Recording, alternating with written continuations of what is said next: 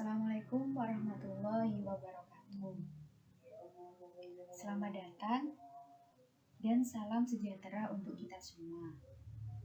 Pada kesempatan kali ini, kelompok kami akan membawakan materi yang berjudul Pengakuan Negara dan Posisi Hukum Internasional.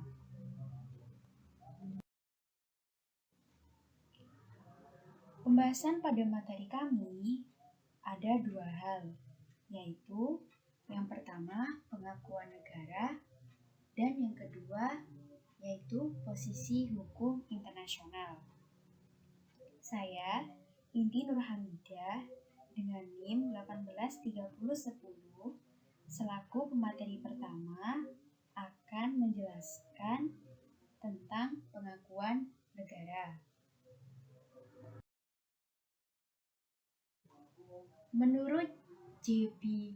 Moore, makna pengakuan negara adalah suatu jaminan yang diberikan kepada suatu negara baru bahwa negara tersebut diterima sebagai anggota masyarakat internasional. Berdasarkan definisi tersebut, maka dapat diartikan bahwa fungsi pengakuan yaitu untuk memberikan tempat yang sepantasnya kepada suatu negara atau pemerintah baru sebagai anggota masyarakat internasional. Fungsi pengakuan negara juga dapat berupa agar negara tersebut mudah untuk menjalin hubungan dengan negara lain.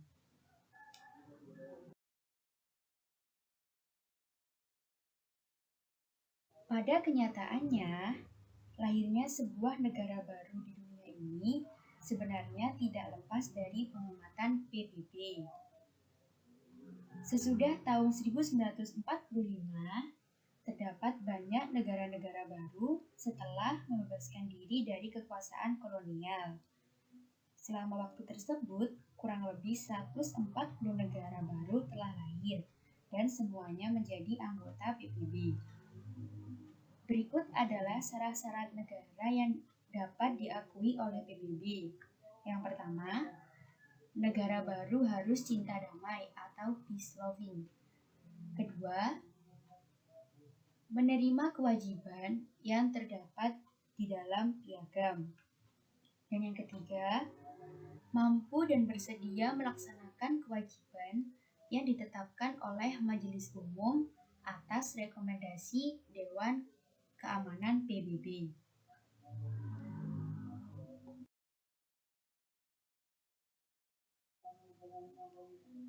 Dalam literatur hukum internasional terdapat dua teori yang terkenal tentang pengakuan negara. Yang pertama yaitu teori konstitutif. Dalam teori konstitutif ini dikemukakan bahwa di mata hukum internasional suatu negara lahir jika negara tersebut telah diakui oleh negara lainnya. Hal ini mengartikan bahwa hanya dengan pengakuanlah suatu negara baru itu dapat diterima sebagai anggota masyarakat internasional dan dapat memperoleh status sebagai subjek hukum internasional. Terdapat dua alasan yang melatar belakangi teori ini. Yang pertama, jika kata sepakat yang menjadi dasar berlakunya hukum internasional, maka tidak ada negara atau pemerintah yang diberlakukan sebagai subjek hukum internasional tanpa adanya kesepakatan dari negara yang ada terlebih dahulu. Yang kedua, yaitu bahwa suatu negara atau pemerintah yang tidak diakui tidak mempunyai status hukum sepanjang negara atau pemerintah itu berhubungan dengan negara-negara yang tidak mengakui. Yang kedua, teori deklaratif. Dalam teori ini, pengakuan tidak menciptakan suatu negara dan pengakuan bukan merupakan syarat lahirnya suatu negara baru. Dalam perkembangan Di lingkungan hukum internasional, kecenderungan praktek negara-negara lebih mengarah kepada teori deklaratif. Contohnya adalah penolakan pengakuan oleh negara-negara barat sampai tahun 1973 atas pembentukan Republik Demokrasi Jerman yang dianggap merupakan pelanggaran Uni Soviet terhadap kewajiban-kewajiban yang tercantum dalam perjanjian-perjanjian yang telah dibuat dalam negara-negara sesudah perang. Perlu diketahui, meskipun kecenderungan praktek dalam hukum internasional lebih mengarah kepada teori deklaratif, namun bukan berarti teori konstitutif sebetulnya salah. Kedua teori ini mempunyai alasan masing-masing yang benar, dan dalam beberapa keadaan, keduanya pun benar. Suatu negara atau pemerintah tidak akan mendapatkan status dari negara lain kecuali negara tersebut diakui oleh negara yang bersangkutan. Namun bukan berarti bahwa negara tersebut tidak ada. Maka jika dilihat dari hal tersebut, negara tetap ada meskipun tidak diakui. Negara tersebut hanya dapat mengadakan hubungan dengan negara yang mengakuinya. Berdasarkan penjelasan tersebut, dapat dikatakan bahwa muncul atau lahirnya suatu negara adalah suatu peristiwa yang tidak langsung mempunyai ikatan dengan hukum internasional.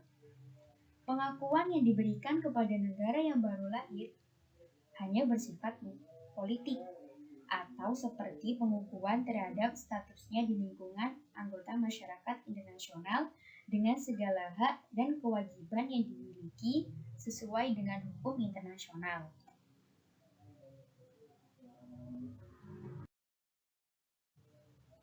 Bentuk-bentuk pengakuan negara. Terdapat 6 macam bentuk-bentuk pengakuan negara. Yang pertama, pengakuan secara kolektif. Kedua, pengakuan secara terang-terangan dan individual. Yang ketiga, pengakuan secara diam-diam. Keempat, pengakuan terpisah. Kelima, pengakuan mutlak. Dan yang keenam yaitu pengakuan bersyarat. Pertama, pengakuan secara kolektif. Pengakuan kolektif dalam kaitannya dengan pengakuan negara baru adalah mempunyai peranan sebagai bukti pengakuan terhadap adanya negara baru. Bentuk pengakuan secara kolektif ada 2 macam. Yang pertama, yaitu deklarasi bersama oleh sekelompok negara. Contohnya adalah pengakuan negara-negara Eropa secara kolektif atau bersama-sama pada tahun 1992 terhadap ketiga negara yang berasal dari pecahan Yugoslavia, yakni Bosnia dan Herzegovina, Kroasia, dan Slovenia. Bentuk kedua yaitu pengakuan yang diberikan melalui penerimaan suatu negara baru untuk menjadi bagian atau peserta ke dalam suatu perjanjian multilateral. Contohnya yaitu seperti perjanjian damai. Yang kedua, pengakuan secara terang-terangan dan individual. Pengakuan seperti ini berasal dari pemerintah atau badan yang berwenang di bidang hubungan luar negeri.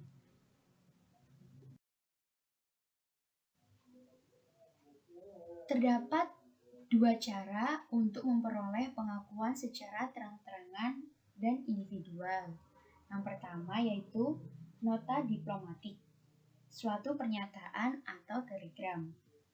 Pada umumnya, suatu negara mengakui negara lain secara individual yang hanya melibatkan negara itu saja. Pengakuan individual ini mempunyai arti diplomatik tersendiri, bila diberikan oleh suatu negara kepada negara bekas jajahannya atau kepada negara yang sebelumnya menjadi bagian dari negara yang memberi pengakuan. Misal, pernyataan negara Republik Indonesia terhadap kemerdekaan Timor Leste, di mana sebelumnya Timor Leste adalah salah satu bagian dari NKRI.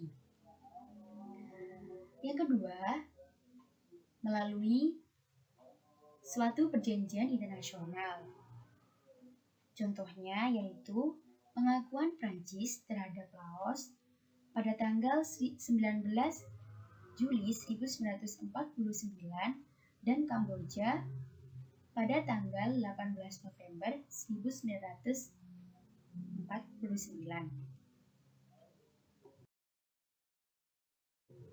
Yang ketiga, pengakuan secara diam-diam.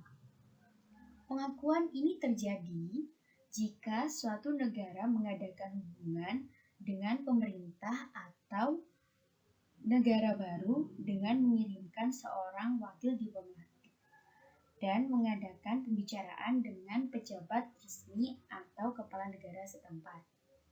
Namun, dalam keadaan ini harus ada indikasi atau tindakan nyata untuk mengakui pemerintah atau negara baru tersebut.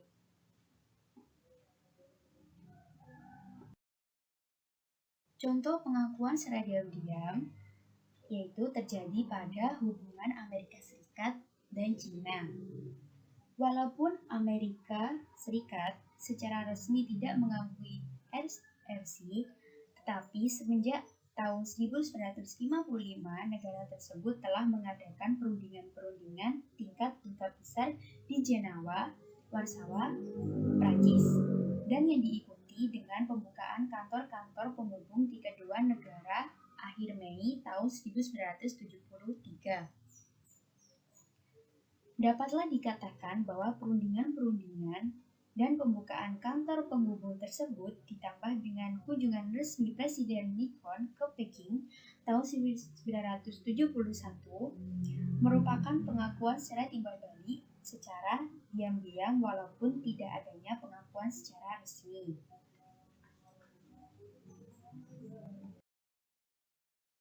Yang keempat yaitu pengakuan terpisah. Pengakuan ini digunakan apabila pengakuan itu diberikan kepada suatu negara baru, namun tidak kepada pemerintahnya, atau sebaliknya, yaitu pengakuan diberikan hanya kepada suatu pemerintahan yang baru yang berkuasa, tetapi pengakuan tidak diberikan kepada negaranya. Yang kelima, pengakuan mutlak, yaitu suatu pengakuan yang mana apabila pengakuan tersebut telah diberikan kepada suatu negara baru, maka tidak dapat ditarik kembali.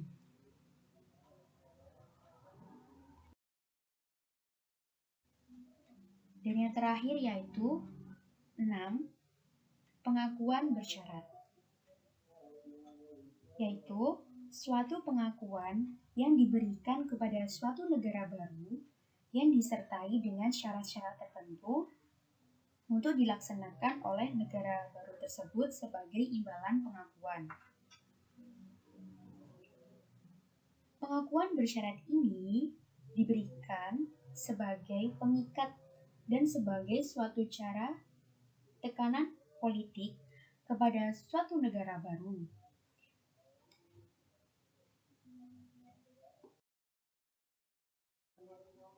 Contoh dari pengakuan bersyarat yaitu ditandatanganinya perjanjian Litvinov pada tahun 1933. Perjanjian ini berisi pengakuan Amerika Serikat terhadap pemerintahan Soviet.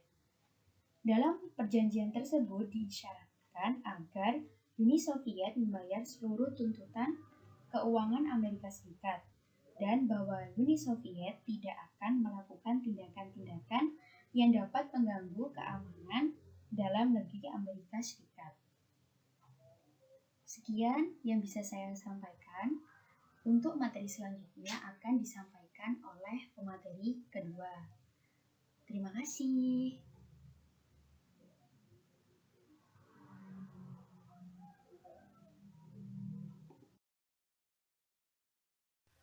Posisi hukum internasional. Perkenalkan, nama saya Anang Ma'ruf dengan NIM 1830001. Saya sebagai pemateri kedua yang akan menjelaskan dasar-dasar berlakunya hukum internasional. Dasar-dasar berlakunya hukum internasional terbagi menjadi 4 teori. Yang pertama, teori hukum alam, natural law. Yang kedua, teori voluntaris, teori kehendak negara. Yang ketiga, teori objektivis. Yang keempat, teori fakta-fakta kemasyarakatan. Baiklah, saya akan menjelaskan ke semua teori tersebut. Yang pertama, teori hukum alam, natural law. Hukum internasional adalah hukum alam yang merupakan hukum ideal karena mempunyai kedudukan yang lebih tinggi daripada hukum negara atau hukum nasional, sehingga negara-negara di dunia harus mentaatinya.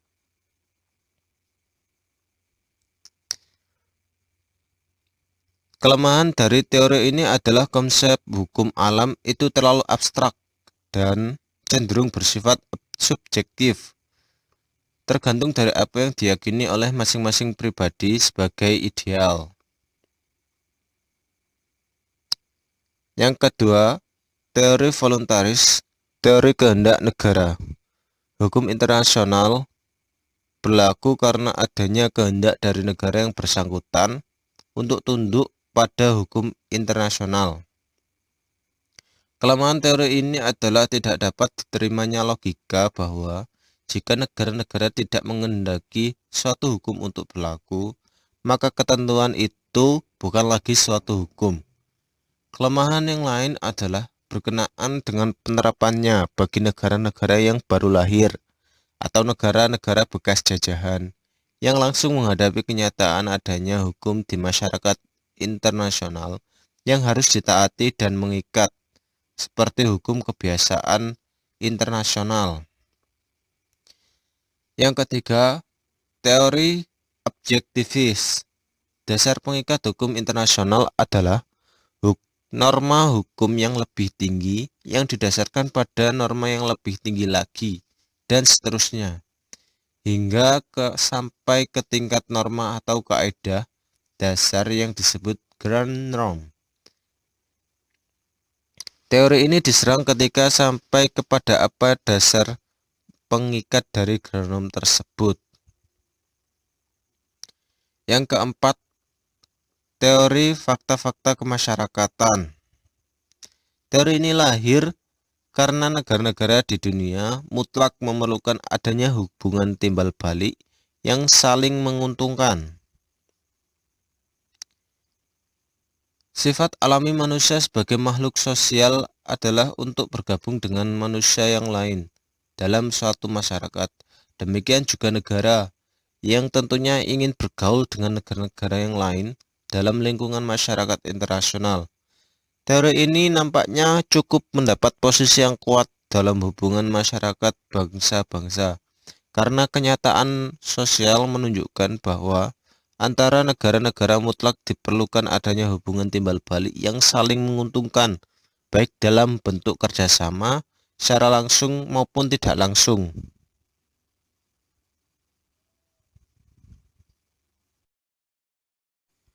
Hubungan hukum internasional dengan hukum nasional terbagi menjadi dua, yaitu aliran dualisme dan aliran monoisme.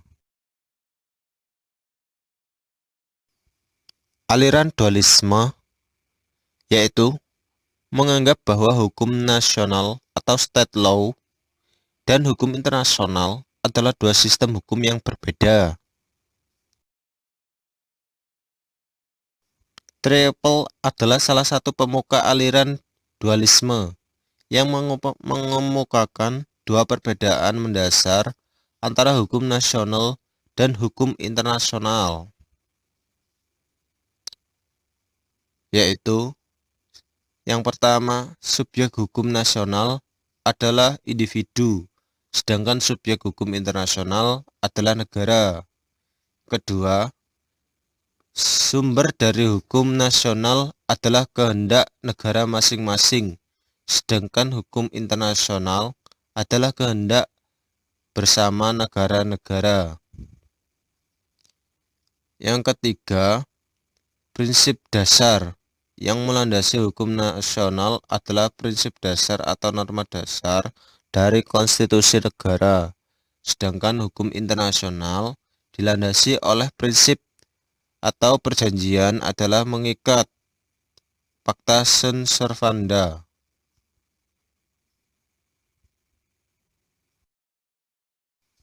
Pada aliran dualisme, terdapat pelimpahan wewenang dari hukum internasional kepada hukum nasional atau dalam hal konstitusi negara untuk menentukan ketentuan-ketentuan hukum internasional mana yang diberlakukan dan prosedur-prosedur apa yang harus ditempuh untuk memasukkannya dalam sistem hukum nasional.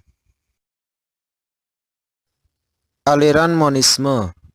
Hukum nasional dan hukum internasional merupakan bagian dari satu kesatuan ilmu hukum yang mengatur kehidupan manusia. Akibat dari pandangan ini, dimungkinkan adanya hubungan hierarki. Hal ini menyebabkan akan timbul dua pendapat yang berbeda mengenai manakah sistem hukum yang utama di antara keduanya. Jika terjadi pertentangan atau konflik, faham-faham tersebut adalah faham monisme dengan primat hukum nasional dan faham monisme dengan primat hukum internasional.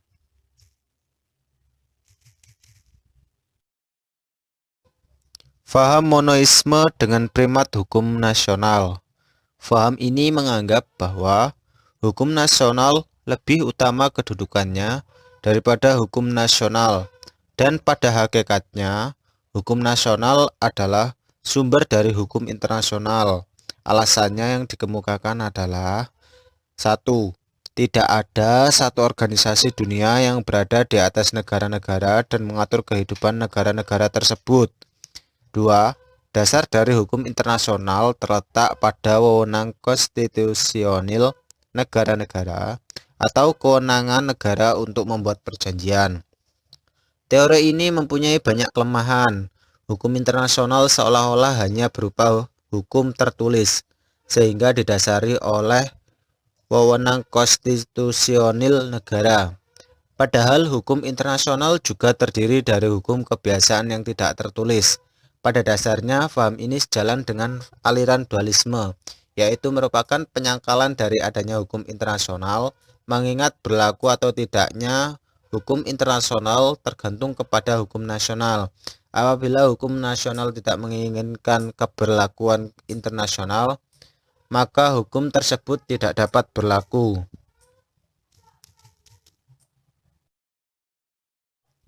Faham monoisme dengan primat hukum internasional.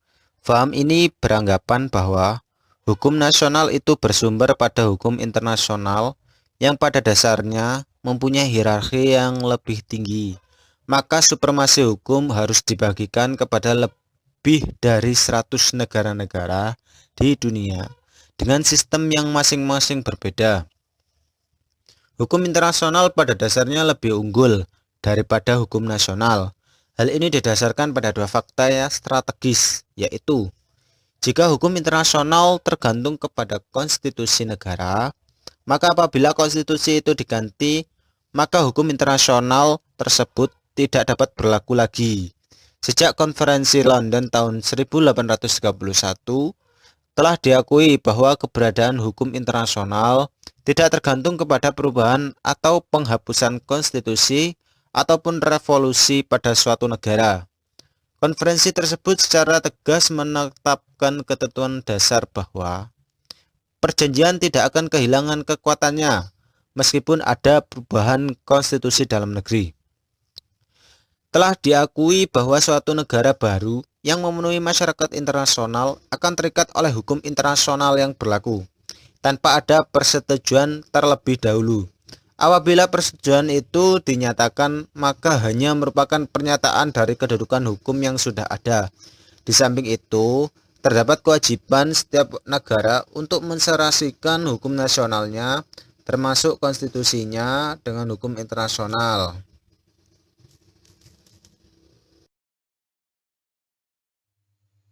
Assalamualaikum warahmatullahi wabarakatuh. Nama saya Nur Hanifah, NIM 1831. Saya akan menjelaskan bagaimana kedudukan hukum internasional di Indonesia. Pada Undang-Undang Dasar Negara Republik Indonesia tahun 1945 tidak memuat ketentuan mengenai kedudukan hukum internasional dalam sistem hukum nasional. Akan tetapi, Indonesia tidak dapat disimpulkan begitu saja menganut pendirian hukum nasional mengatasi hukum internasional. Sebaliknya, pendirian menerima supremasi hukum internasional tidak berarti Indonesia harus menerima hukum internasional begitu saja. Banyak pertimbangan-pertimbangan yang harus dikaji, terutama keadaan masyarakat internasional dan negara Indonesia pada saat yang bersangkutan. Sebagai contohnya adalah ketentuan hukum internasional mengenai zona ekonomi eksklusif yang telah diterima dalam sistem hukum nasional Indonesia dengan dikeluarkan Undang-Undang tentang Zona Ekonomi Eksklusif Indonesia.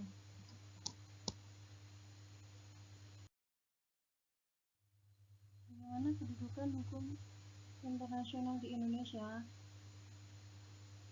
Indonesia tampaknya tidak menganut aliran dualisme, tetapi seperti kebanyakan negara di Eropa, Indonesia cenderung untuk menganggap dirinya terikat untuk melaksanakan ketentuan perjanjian internasional dan konvensi yang telah disahkan tanpa memerlukan perundang-undangan pelaksanaannya.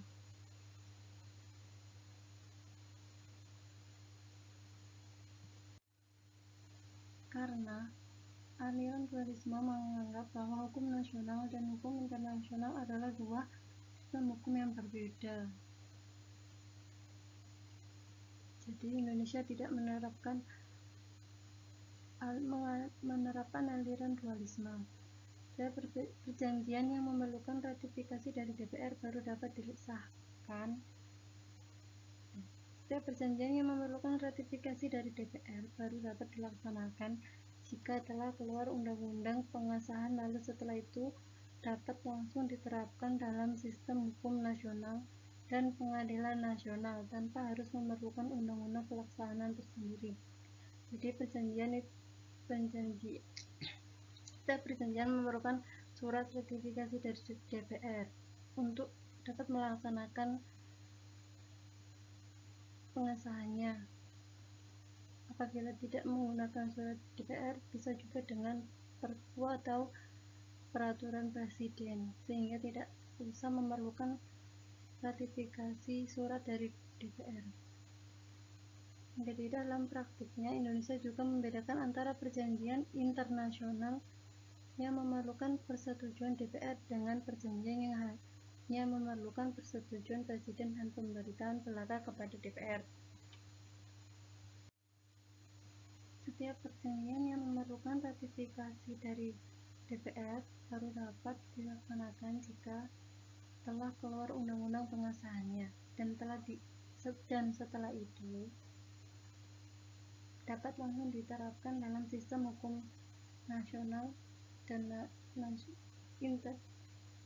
pengadilan nasional tanpa harus memerlukan suatu undang-undang pelaksanaan sendiri.